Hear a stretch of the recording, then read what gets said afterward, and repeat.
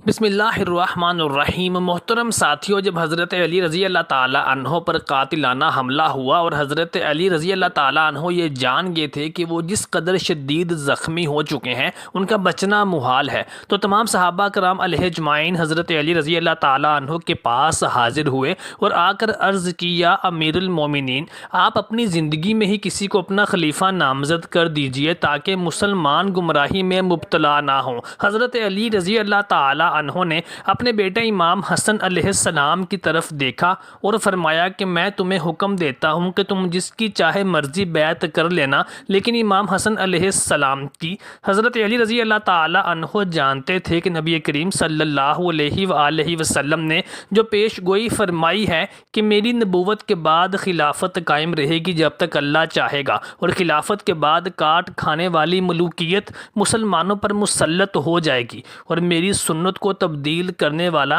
ایک نہایت بدبخت شخص ہوگا۔ اس سنت کو تبدیل کرنے سے مراد یہی تھا کہ نبی کریم صلی اللہ علیہ وآلہ وسلم کے ممبر پر کسی ایسے نااہل اور بدبخت گنہگار شخص کو بٹھا دیا جائے گا جو کہ اسلامی سلطنت کا شیرازہ بکھیر کر رکھ دے گا۔ چنانچہ حضرت علی رضی اللہ تعالی عنہ یہ بھی جانتے تھے کہ ان کے ہاتھ سے کچھ ایسا ویسا سرزد نہ ہو جائے کہ جس سے اسلامی سلطنت اور خلافت راشدہ ملوکیت میں تبدیل ہو جائے۔ امیر المومنین حضرت علی رضی اللہ تعالی عنہ کی خلافت راشدہ کو جن جن آزمائشوں اور مشکلات کا سامنا کرنا پڑا، اس میں براہ راست مسلمان اور صحابہ علیہ السلام ہی شامل تھے، بلکہ اگر یوں کہا جائے تو غلط نہ ہوگا کہ بہت سے عشرہ مبشرہ صحابہ کرام علیہ اجمعین بھی ایسے تھے جو حضرت علی رضی اللہ تعالی عنہ کی خلافت سے خائف اور نالاں تھے، اور حضرت علی رضی اللہ تعالی عنہ کو امیر المومنین اور خلیفہ وقت دیکھنا نہیں چاہتے تھے۔ لیکن ایک کثیر تعداد صحابہ کرام کی ایسی بھی تھی جو حضرت علی رضی اللہ تعالی عنہ کے ساتھ کھڑی تھی اور آپ علیہ السلام کو ہی خلیفہ کے طور پر دیکھنا بھی چاہتی تھی۔ انہوں نے ہی حضرت علی رضی اللہ تعالی عنہ کو شہادت عثمان کے بعد اصرار کر کے منصب خلافت کو سنبھالنے کی درخواست کی تھی، لیکن حضرت علی رضی اللہ تعالی عنہ کی خلافت راشدہ کو درپیش مسائل میں سے ایک اہم اور سب سے بڑا مسئلہ اور آزمائش حضرت عثمان غنی رضی اللہ تعالی عنہ کے وہ قاتلین تھے جو کہ عام مسلمانوں کا روپ دھارے ہوئے مسلمانوں کے اندر ہی موجود تھے، اور ان کو جانتے ہوئے بھی حضرت علی رضی اللہ تعالی عنہ ان کو گرفتار کر کے سزائیں نہیں دے سکتے تھے۔ گو کہ ان تین مجرمین اور قاتلین کے نام اور چہرے کسی کو بھی یاد نہیں تھے، لیکن اگر حضرت علی رضی اللہ تعالی عنہ کا ساتھ دیا جاتا اور ان کی خلافت کو مضبوط کیا جاتا تو حضرت علی رضی اللہ تعالی عنہ ان تین قاتلین عثمان کے خلاف گھیرا تنگ کر کے ان تین قاتلین عثمان کو گرفتار کر کے ان کو سزائیں دے سکتے تھے۔ لیکن تاریخ کے اوراق اور کتابیں گواہ ہیں کہ معاویہ بن ابی سفیان کی جانب سے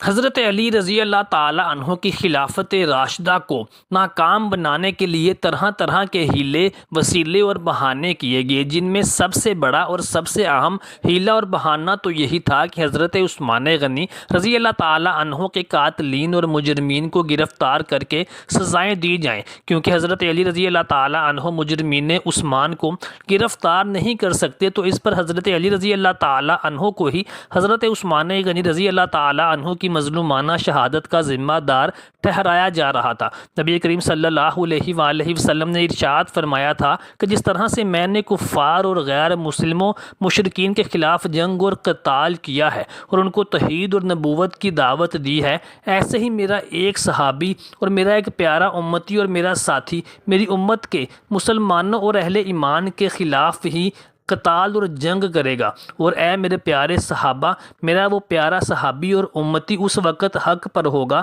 اور جن کے خلاف وہ جنگ اور قتال کرے گا مسلمانوں کا وہ گروہ گمراہی کے راستے پر ہوں گے۔ حضرت علی رضی اللہ تعالی عنہ جانتے تھے کہ اگر میں نے اپنے بعد اپنے بیٹے امام حسن علیہ السلام کو اپنا جانشین نامزد کر دیا اور خلیفہ بنا دیا تو کہیں مسلمان اس کو نبی کریم صلی اللہ علیہ وآلہ وسلم کی وہی حدیث نہ سمجھ لیں کہ جب آپ صلی اللہ علیہ وآلہ وسلم نے ارشاد فرمایا تھا کہ خلافت ملوکیت میں تبدیل ہو جائے گی۔ حالانکہ حضرت علی رضی اللہ تعالی عنہ اگر چاہتے تو امام حسن علیہ السلام کو خلیفہ اور اپنا جانشین نامزد کر سکتے تھے، کیونکہ حضرت امام حسن علیہ السلام اس بار گراں کو اٹھانے کی صلاحیت بھی رکھتے تھے اور اس کے حقدار بھی تھے، اور وہ نبی صلی اللہ علیہ وآلہ وسلم کا مبارک خون بھی تھے۔ لیکن حضرت علی رضی اللہ تعالی عنہ نے کمال ظرافت کا اور دور اندیشی کو بروئے کار لاتے ہوئے امام حسن علیہ السلام کو خلیفہ اور جانشین نامزد نہ کیا، اور صحابہ کرام علیہ اجمعین کی ایک جماعت کو حکم دیا کہ میرے بعد تم جس کو چاہے اپنا خلیفہ منتخب کر لو،